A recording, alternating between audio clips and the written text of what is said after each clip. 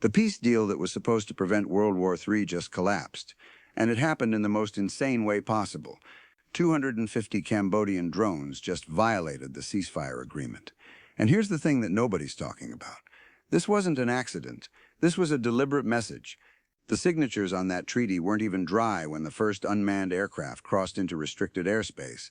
And now every major power on Earth is scrambling to figure out what happens next. Because here's what you need to understand right now.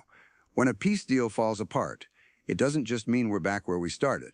It means we're in a worse position than before anyone sat down at the negotiating table. The trust is gone.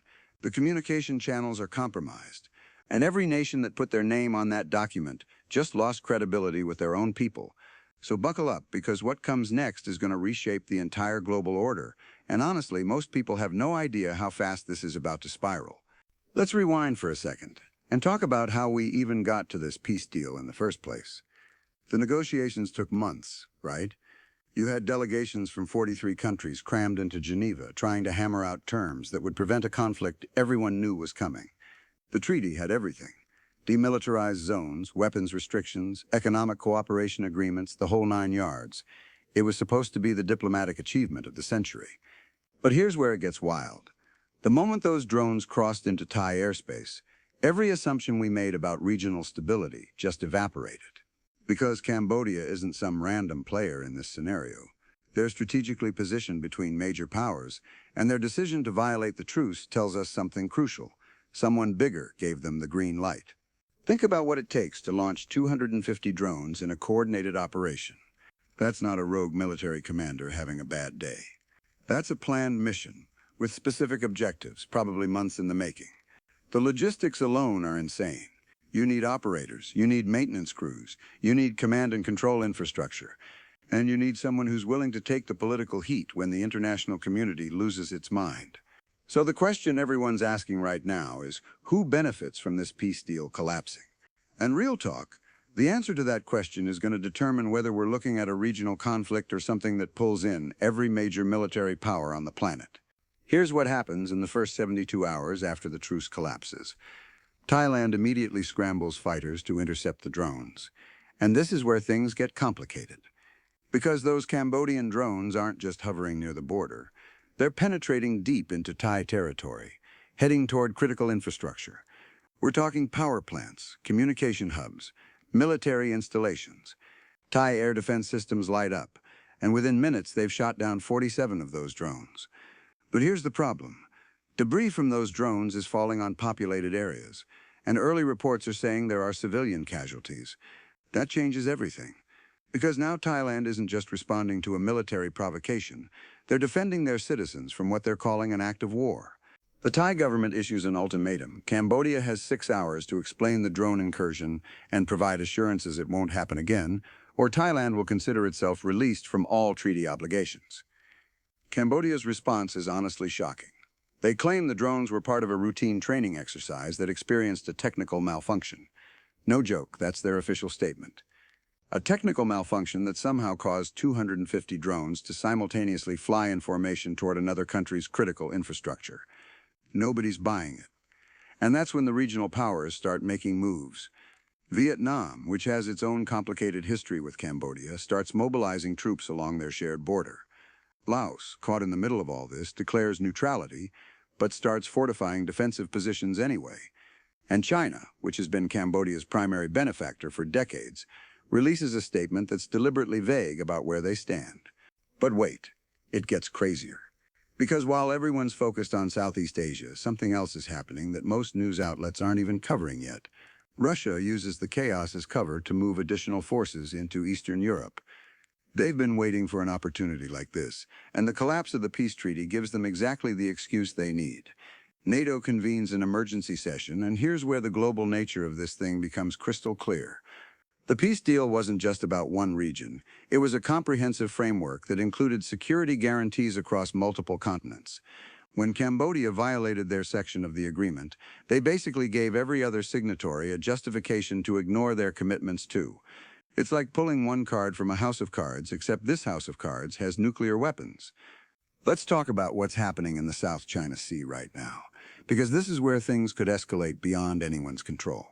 China has been building artificial islands in disputed waters for years, and the peace treaty included specific provisions about military activities in that region.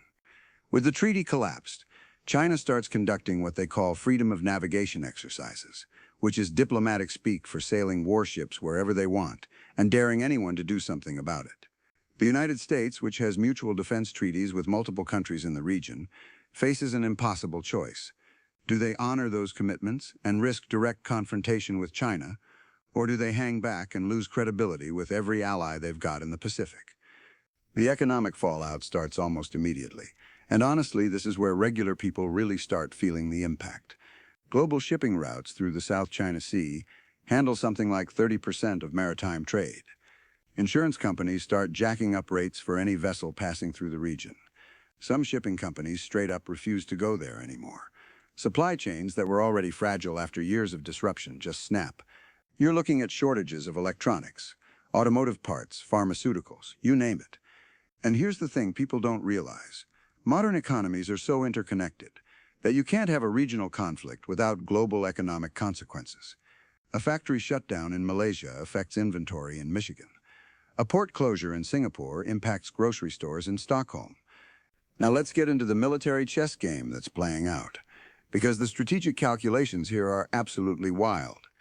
Thailand, realizing they can't handle this alone, invokes their security partnerships with the United States and Australia. American forces in the region go to heightened alert status. The USS Carl Vinson carrier strike group, which was heading back to Pearl Harbor, gets redirected to the Gulf of Thailand. Australia commits aerial refueling support and signals intelligence assets. But here's where it gets complicated. None of these countries actually want a shooting war. They're trying to demonstrate resolve without triggering a wider conflict. It's this insane balancing act, where everyone's armed to the teeth but nobody wants to fire the first shot, that starts World War III. Cambodia, meanwhile, is getting backed into a corner, and cornered nations do unpredictable things. Their military, which is massively outgunned by Thailand's forces, starts making noise about asymmetric warfare tactics. They've got Chinese-supplied anti-ship missiles that could threaten naval forces in the region. They've got cyber capabilities that could target critical infrastructure. And here's the scary part. They've got nothing to lose at this point. The international community is already condemning them. Sanctions are being discussed, and their government knows they're going to face consequences no matter what happens next. That makes them dangerous, because a nation with nothing to lose is capable of anything. The cyber dimension of this conflict is low-key terrifying, and most people aren't even thinking about it. Within days of the truce collapse, there are reports of massive distributed denial-of-service attacks hitting government websites across Southeast Asia. Banking systems experience mysterious outages. Power grids in major cities flicker. Nobody's claiming responsibility, but the sophistication of these attacks points to state-level actors. And here's what makes cyber warfare so destabilizing. Attribution is nearly impossible in real time. Was it Cambodia, China, Russia taking advantage of the chaos? Some non-state actor trying to accelerate the conflict? When you can't identify your attacker, you can't formulate an appropriate response, and that uncertainty breeds paranoia and overreaction. Let's talk about what's happening at the United Nations, because the diplomatic breakdown is just as important as the military maneuvering. The Security Council meets for emergency sessions, but here's the problem. The countries that need to agree on a response are the same countries with competing interests in the region. China's got veto power, and they're not about to support any resolution that condemns their allies. Russia's blocking anything that might set a precedent for international intervention. The United States is pushing for immediate sanctions and the deployment of peacekeeping forces. And meanwhile, smaller nations are watching all this and realizing that the international order they thought protected them is basically worthless when great powers decide it doesn't serve their interests anymore. Back in Southeast Asia, Thailand is making a calculated decision that's going to change everything. They announced they're invoking Article 5 of their Mutual Defense Treaty with the United States, claiming that the drone attack constitutes an armed attack against their territory. Now, this is technically a stretch because Article 5 was designed for conventional military invasions, not drone incursions. But Thailand's gambling that the United States can't afford to look weak by refusing to honor the commitment. And they're right. The Pentagon confirms that American forces will assist in defensive operations, and just like that, you've got U.S. military personnel potentially engaging in combat operations against a Chinese-aligned nation. The implications are absolutely insane. China responds by conducting live-fire military exercises in the Taiwan Strait because apparently this situation wasn't tense enough already. They're sending a message. If the United States wants to get involved in Southeast Asia, China can escalate in areas that matter more to American strategic interests. Taiwan goes to high alert, and suddenly you've got multiple potential flashpoints that could trigger a broader conflict. Japan, watching all this unfold, starts talking publicly about revising its pacifist constitution. South Korea reinforces its defenses, worried that North Korea might use the distraction to make a move. It's like watching a row of dominoes start to fall, except each domino is a potential theater of World War III. Here's where the economic warfare really kicks into high gear. China announces sanctions on American companies operating in their territory, claiming they're supporting military aggression against a Chinese ally. The United States responds with export controls on advanced semiconductors and manufacturing equipment. The European Union, trying to walk a middle line, ends up angering everyone by proposing watered-down measures that satisfy nobody. Global stock markets absolutely tank. The Dow drops 1,500 points in a single day. Currency markets go haywire. And here's the thing that's really messing with everyone's plans. Nobody prepared for a scenario where the peace deal collapsed this quickly and this completely. There are no playbooks for this situation, no established protocols for managing a crisis that touches every corner of the globe simultaneously. The human cost of all this is starting to become clear. And honestly, this is the part that's going to haunt the politicians who let this happen. Refugee flows start almost immediately. People living near the Thai-Cambodian border start fleeing, not knowing if their villages are about to become battlefields. The UN estimates that within 2 weeks, you could have 500,000 displaced persons with nowhere to go. Humanitarian organizations are overwhelmed. And here's what makes this even worse. The international cooperation that usually handles refugee crises is breaking down because the countries that fund those efforts are too busy with their own military buildups to worry about humanitarian concerns. Let's talk about something most people aren't considering: the information warfare happening right now. Every government involved is spinning the narrative to their domestic audience. In Cambodia, state media is portraying the drone incident as a defensive measure against Thai aggression. Chinese media is blaming American interference in regional affairs.